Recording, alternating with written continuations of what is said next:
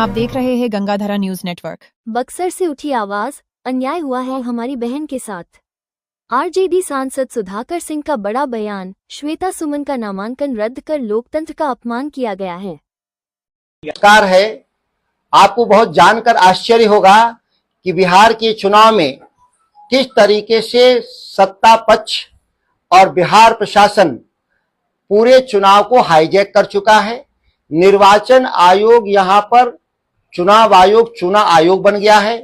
चुनाव आयोग पूर्णतः बिहार सरकार, नीतीश कुमार और अमित शाह के दबाव में है।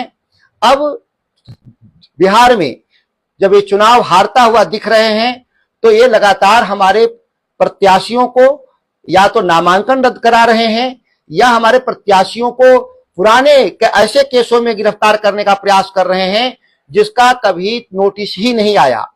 आप देखे होंगे सासाराम संसदीय क्षेत्र में हमारे घोषित प्रत्याशी सत्येंद्र शाह को 2004 के पुराने मामले में 21 साल बाद गिरफ्तारी चौंकाने वाला है कि आखिर कैसा बिहार में प्रशासन है जो 21 साल किसी मामले में मौन साधे रहा। दूसरी तरफ आप मोहनिया विधानसभा का मैं बताना चाहता हूं कि हमारी घोषित प्रत्याशी राष्ट्रीय जनता दल की श्वेता सुमन पिछले भी विधानसभा में वह नामांकन की थी, चुनाव बिहार में लड़ी थी। उससे पहले वो जिला पार्षद का चुनाव लड़ी थी और जीती थी।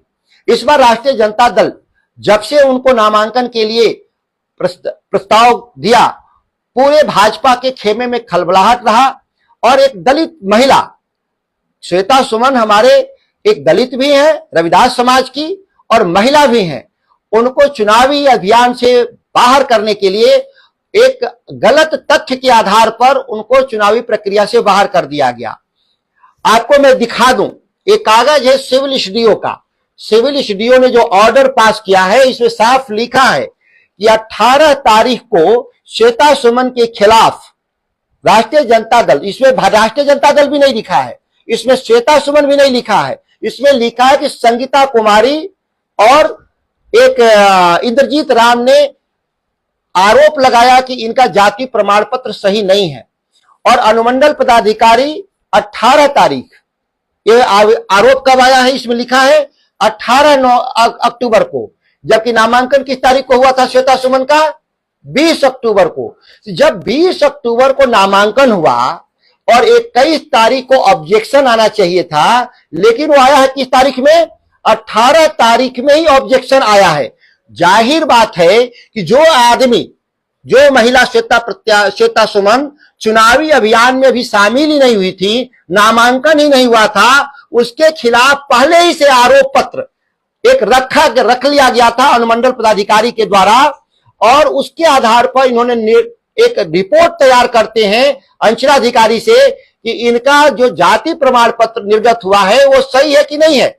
सबसे आश्चर्यजनक है कि जाति प्रमाण पत्र अंचलाधिकारी के द्वारा कहा गया कि यह निर्गत है, लेकिन उनका मायके और नैहर को मिला करके उनके चीजों को, उनके जाति प्रमाण पत्र को रद्द कर देना अपने आप में चौंकाने वाला विषय है।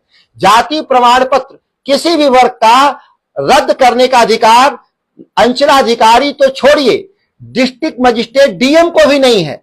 यह अधिकार एडिशनल सेक्रेटरी का होता है अगर आप अपील में जाएंगे तो, और अपील में नेचुरल जस्टिस कहता है कि कोई भी अपील में आएगा किसी का जाति प्रमाण पत्र रद्द कराने के लिए तो बकायदा उसको नोटिस जाता है और उसको जवाब देने का अवसर दिया जाता है और एक सुनवाई के बाद एक लंबी प्रक्रिया में किसी जाति का प्रमाण पत्र रद्द कर दिया जाता। लेकिन आश्चर्यजनक रूप से केवल 12 घंटे के भीतर बिना नोटिस दिए, बिना सुनवाई किए, रातों रात उनका जाति प्रमाण पत्र अंचल अधिकारी के द्वारा रद्द कर दिया गया और अनुमंडल पदाधिकारी के द्वारा सत्यापित करके रिटर्निंग अफसर जो न्याय के पद पे बैठा होता है, जिसकी जिम्मेदारी होता है भारत के संविधान को बचाने की, भारत के संविधान के चुनाव आयोग के कानून का धज्जी उड़ाते हुए श्वेता सुमन को चुनावी अभियान से बाहर कर दिया गया मोहनिया सुरक्षित क्षेत्र से। इससे ज्यादा गुनाह का काम हो ही नहीं सकता और हम लोग इसके लिए पार्टी श्वेता सुमन के साथ खड़ी है, न्याय के लिए कोर्ट में भी जाएगी। ठीक है कि इसमें कानून है कि चुनाव अभियान के दौरान कोई भी कोर्ट का फैसला आने में वक्त लगेगा। पार्टी ने इसीलिए तय किया है कि उसके जगह पे निर्दलीय हमारे प्रत्याशी रवि पासवान, पूर्व सांसद, पूर्व मंत्री छेदी पासवान के जो पुत्र हैं, राष्ट्रीय जनता दल उनको समर्थन करता है और मुंहतोड़ जवाब मोहनिया विधानसभा में भारतीय जनता पार्टी के मंसूबे को फेल करते हुए मुंहतोड़ जवाब हम लोग देंगे और निश्चित तौर पे भारी बहुमत से चुनाव जीतकर भाजपा को हराने का काम हम लोग करेंगे। और ये मैं आपको इस तथ्य के साथ इसलिए मैंने देना बुलाया था मीडिया को कि आप देख लें कि इसमें कोई भी कानून का पालन नहीं हुआ है, कोई भी कानून का पालन नहीं हुआ है। जो नेचुरल जस्टिस है उसका पालन नहीं है। जजमेंट पहले कहा गया है कि आप आरोप लगे, कहा गया केस होने से पहले जजमेंट लिख लिया गया।